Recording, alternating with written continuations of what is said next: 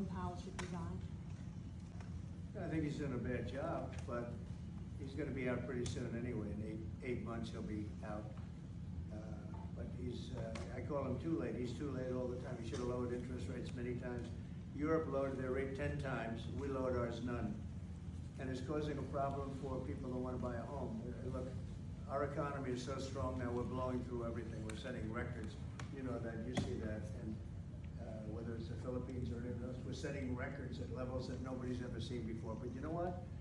People aren't able to buy a house because this guy is a numbskull. He keeps the rates too high and probably doing it for political reasons.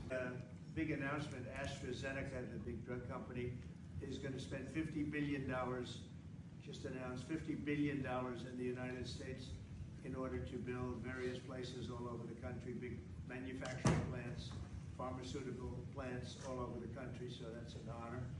And he said they did that because of the election and because of the fact that the tariffs are placed. So they're building their facilities in New York. $50 billion, that's a big investment. And it's going to be a very good investment, I have no doubt about it. So thank you to AstraZeneca.